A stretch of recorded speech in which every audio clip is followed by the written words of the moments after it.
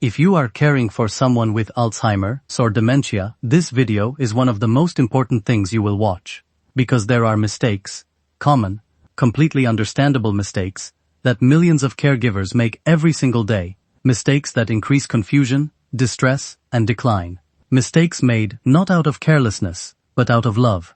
Today we cover 8 of the most common dementia caregiving mistakes. What they are, why they happen, and what to do instead. Stay through all 8.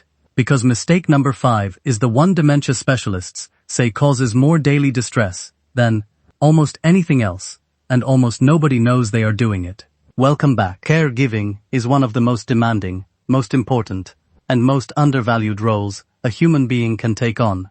The person caring for someone with Alzheimer's shows up every day. They sacrifice time, sleep, and sometimes their own health. They deserve every piece of knowledge that makes this journey a little easier. Here is what most caregivers are never told. The way our natural instincts guide us, correcting, reminding, reasoning, is often exactly the opposite of what works. Understanding why, and what to do instead, can transform the daily experience of both the person with dementia and the person caring for them. Let's go through all 8. Mistake 1. Correcting and arguing with their reality.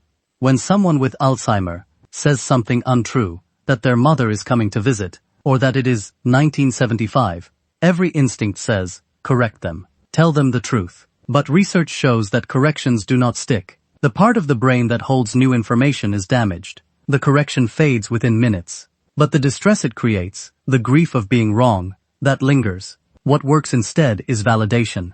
Meet them in their reality. If they believe their mother is coming, ask what their mother was like. Acknowledge the feeling, then gently redirect. This is not lying. It is compassionate communication. Mistake 2.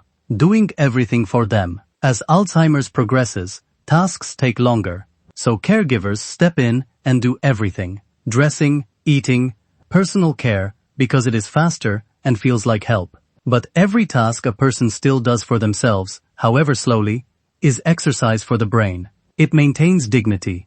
It preserves identity. Neural pathways that go unused decline faster. Do not do it for them. Do it with them. A gentle prompt, a guiding hand. The task takes longer, but the benefit is profound. Comment below if you recognize this, because almost every caregiver does this, and understanding why to change it makes an enormous difference. Mistake 3. Using complex questions and choices. Giving choices feels like respect. But for someone with Alzheimer's, complex questions create cognitive overwhelm. What do you want for lunch? Soup, sandwich, pasta, or leftovers? That question demands more working memory than the Alzheimer's brain can handle. The result is not a thoughtful answer. It is anxiety and agitation. Offer 2 options at most. Or guide without asking at all. Let's sit down for lunch. Simplifying communication is not disrespect. It is meeting the brain where it is. Mistake 4. Ignoring your own health and burnout. This is not a mistake in how you care for your loved one. It is a mistake in how you care for yourself. Caregivers of people with Alzheimer's show significantly higher rates of depression, anxiety, and physical illness than non-caregivers of the same age. A depleted caregiver makes more mistakes, has less patience, and cannot provide the calm presence that dementia care requires. Taking time for yourself, respite care, sleep, one restoring activity, is not selfish. It is the most important thing you can do to sustain the care your loved one depends on. And wait, mistake number 5 is the one dementia specialists say causes the most daily distress in people with Alzheimer's. This changes everything for many caregivers. Mistake 5. Testing their memory. Do you remember what we had for dinner? Who visited yesterday? What did the doctor say? These questions feel like connection. They are not. For a person with Alzheimer's, these are tests they cannot pass. Every failed recall is a reminder of what they have lost. Every blank expression is another small experience of inadequacy and shame. The fix is simple. Shift from questions to statements. Instead of, do you remember the appointment? Say, we went to the doctor today, and they said you're doing well. Give the information. Do not demand the recall. This one change dramatically reduces daily anxiety. Mistake 6. Taking behavioral changes personally. Alzheimer causes behavioral changes that can be shocking. Anger at a devoted caregiver. Accusations of theft. Rejection of help from a spouse of 40 years. It is almost impossible not to feel hurt. But Alzheimer's damages the brain regions that regulate emotional control and recognize familiar people. The anger is not directed at you. It is the disease expressing itself through a brain that can no longer modulate its responses. This does not make it painless, but it makes it comprehensible, and comprehension creates space to respond with calm instead of reaction. When behavioral changes feel personal, remind yourself, this is the disease speaking, not the person. Mistake 7.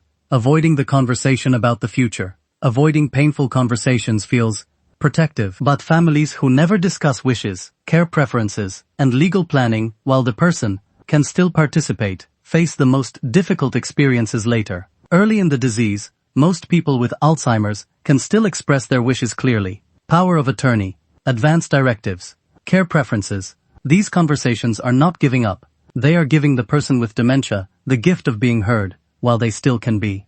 Drop a yes in the comments if you have been putting off this conversation, because starting it, with the help of a social worker or counselor, is one of the most loving things you can do. Mistake 8. Trying to do it alone. Dementia caregiving is not a one-person job. It was never designed to be, and yet families often create an unspoken expectation that one person should manage is everything. The physical care, the medical appointments, the finances, the household, and their own life. This is not sustainable. Attempting it destroys the caregiver's health, and ultimately reduces the quality of care the person with dementia receives.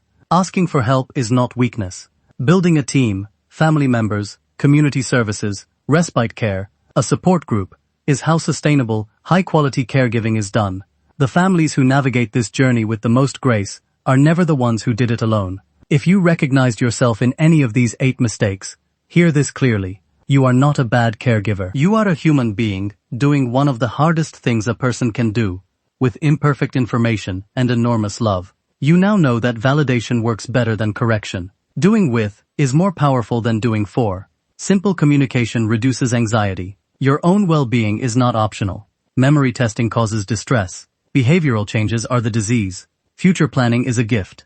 And asking for help is strength. Take one of these 8 lessons today, just one, and apply it. Give yourself the grace to learn and grow. If this video helped you, please hit the like button. It helps this reach caregivers who are struggling silently right now. Subscribe so you never miss a video in this series. Share this with another caregiver in your life. The knowledge in this video may be exactly what they need. Drop a comment. Which of these 8 mistakes surprised you most? Your experience may be exactly what another caregiver watching right now needs to hear. Thank you for everything you do. Take care of your loved one, and take care of yourself. I will see you in the next one.